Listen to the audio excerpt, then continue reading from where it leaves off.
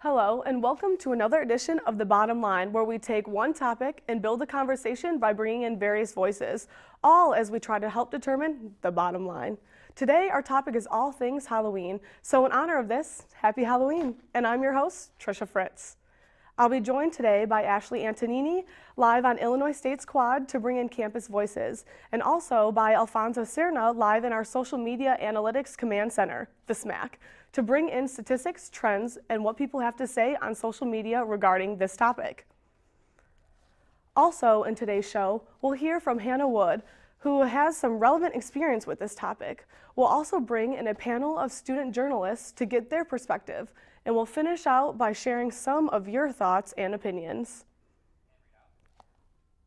But first, let's get some background on this topic. One of the best parts of Halloween is dressing up in a creative costume, but as some celebrities have already shown us, certain seemingly clever costumes can actually be problematic.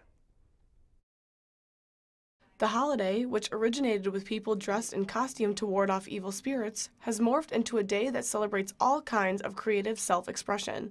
It means not only do people dress up as witches and monsters, but also as one another.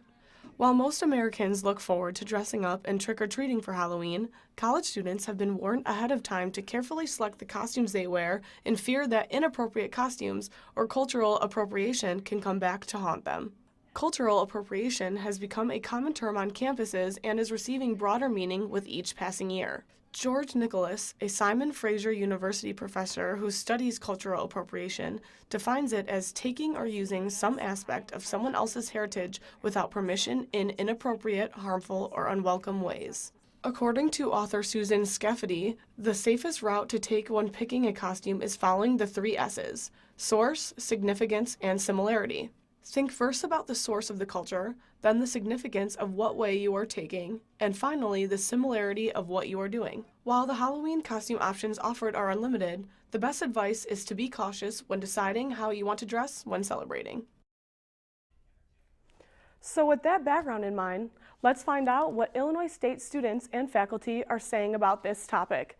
We now go to the Bottom Line's Ashley Antonini, who is reporting live on campus. Ashley?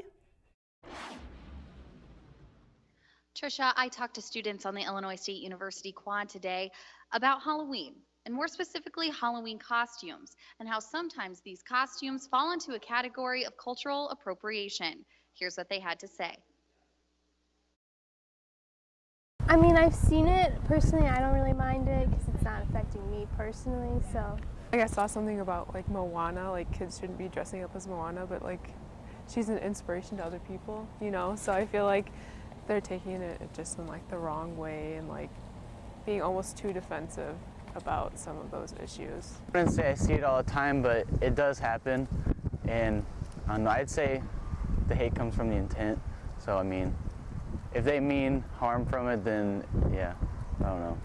I think it's a personal preference. People can be sensitive about that, so I would be careful with it. But then again, I think Halloween isn't meant to be offensive to anyone. I guess my advice would just be respectful. Don't be up in someone's face about your costume. If they don't like your costume, just move on. Let that person not like your costume. As you can see, many students don't see the harm in dressing up from a different culture as long as it's done with good intent.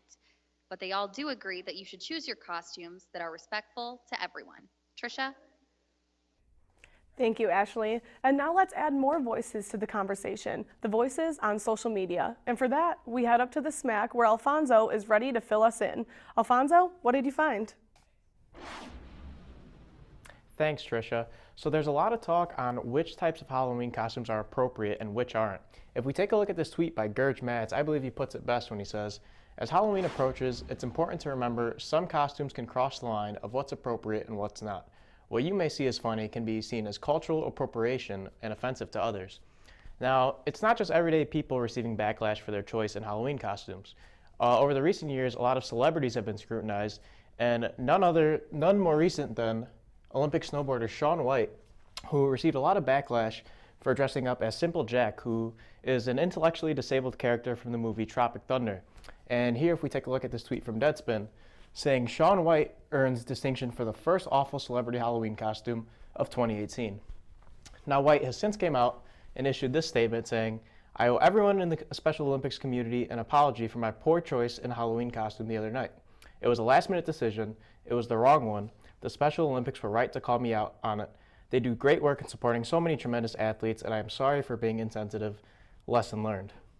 So, cultural appropriation on Halloween costumes, definitely something to keep in mind when dressing up this year. That's all I have for now in the Smack Lab. Back to you in the studio, Trisha. Thank you, Alfonso. Now it's time for you to add your voice to the conversation. How do you feel about today's topic?